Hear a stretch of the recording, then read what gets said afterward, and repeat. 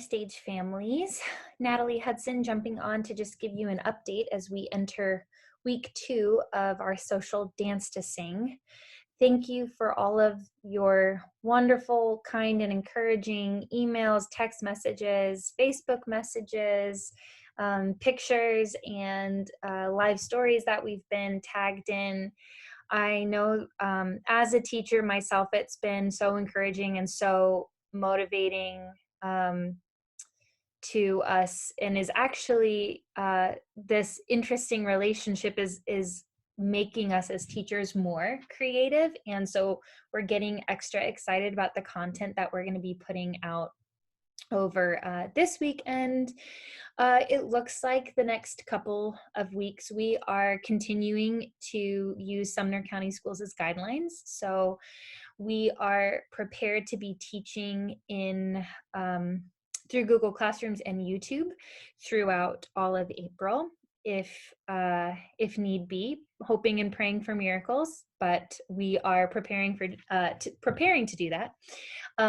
I had a Zoom meeting with our teachers on Friday, and we talked about some really good strategies to continue educating your wonderful students and also continuing their technique, which is really cool because normally if none of this had happened, we would be really working hard on just polishing and cleaning recital material, which means that we aren't always able to get in technique or center floor work, things like that. And so if there is a positive to all of this, it's that your student actually is being given material that they can continue to work on their technique, and then also work on keeping their recital dances in their bodies, knowing that when we do come back, there will be lots of work ahead of us to polish, to be able to present these recital dances to the best of our abilities,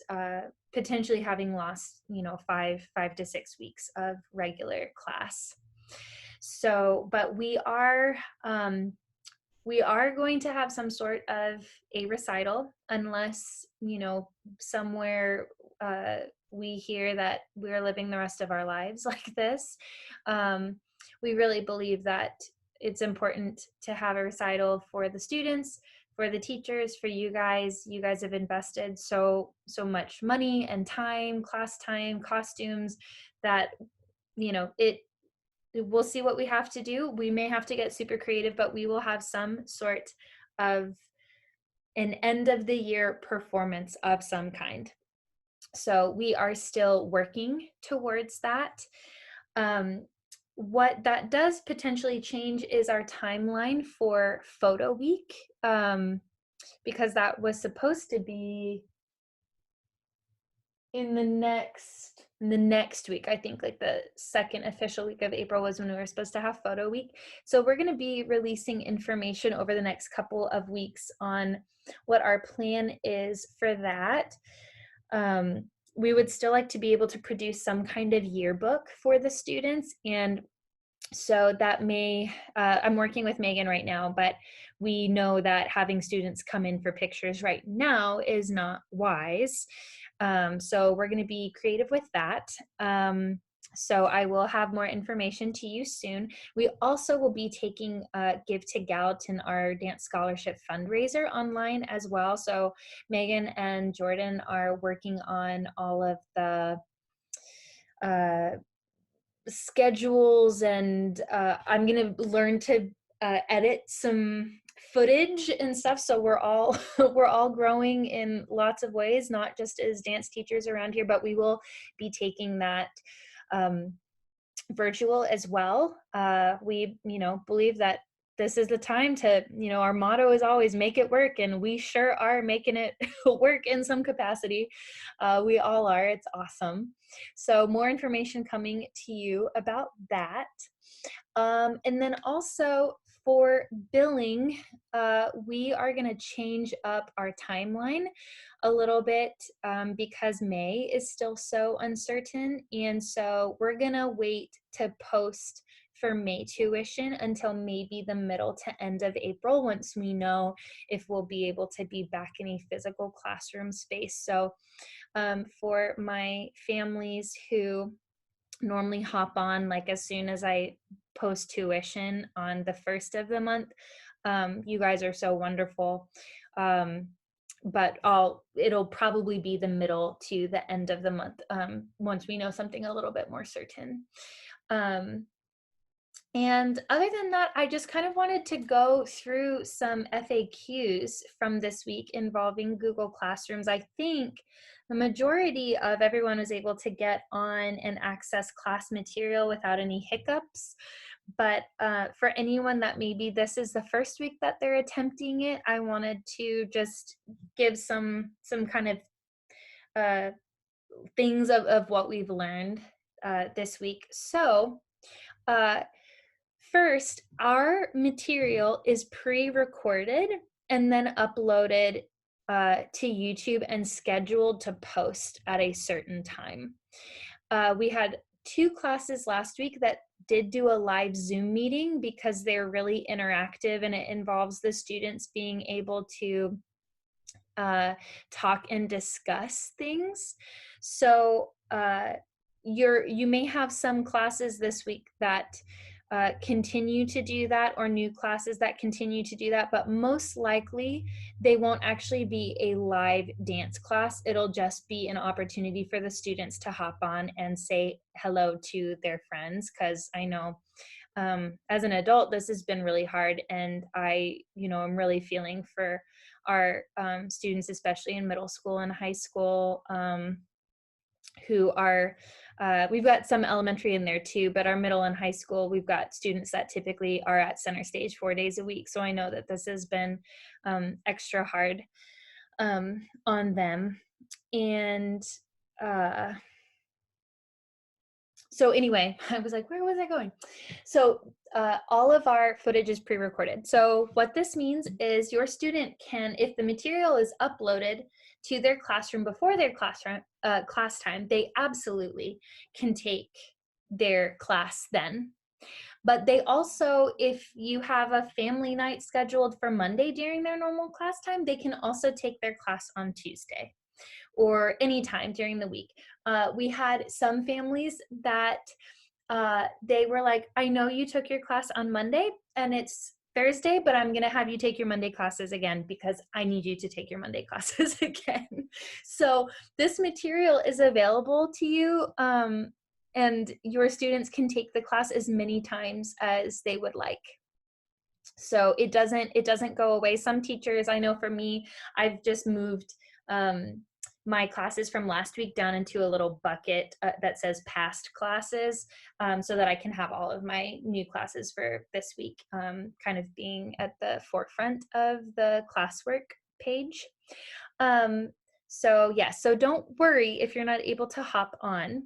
What instructors are looking for is some sort of attendance, and in that attendance, it's not like, did you hop on to take dance class? We just want to make sure that people aren't, this is a big technological thing that we rolled out really quickly, and so we just want to make sure that you guys aren't stuck feeling like you don't have help, but you can't get on. So Michelle has been checking in with anyone who we haven't seen hop on, basically to just make sure that they were able to get into Google Classrooms and that all of that worked out for them. We are asking this week that a student who is attending our week 2 comment in their discussion board or somewhere on week 2's material, so that teacher can know that they attended class and that they were present.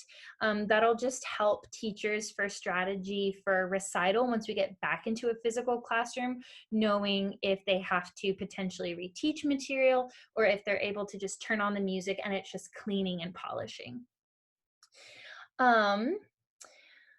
So codes, we will be below this video are all the same codes that you received last week for your classes. Those codes are not changing, but we are sending them out week to week just in case anyone wasn't able to access them. So again, codes aren't changing, but we just want you to have that information should you need it. The only other Google Classroom issue I think that we potentially ran into is if you or your student use Google Classrooms for school or for something else. Google is really funny about using the same email address. So if you get some kind of an error, it could be that you need to enter a different email. It doesn't have to be Gmail, but just a different email to access our Google Classroom, because there's a disconnect between one email working for multiple Google Classroom platforms, not necessarily one email would work fine for all of our Google Classrooms, but again, if your school work is through Google Classrooms or something, there may be a little conflict there for the emails. And the other question that we had come in, this is primarily for our little ones, because I know the older ones, I've seen some really funny comments on our Center Stage Facebook parent page. If you're not part of our parent page, please just search Center Stage parent page, I think, on Facebook, and you can ask to be added to it. It's a great tool for sharing everything, whether it's used danceware or questions, things like that. But I know the older classes, they, I think, are just taking their computer or their phone or whatever, and they're going into their room and they're closing the door and saying, "Mom, you cannot watch." So this probably is not for a level 4 student and up. So students or parents of little ones, levels 1 through 3, or our K through 2nd classes, you do not have to be their dance teacher. Don't worry. We know that there's so much going on right now, and your lives have changed so much. We're not asking you to also teach your child dance.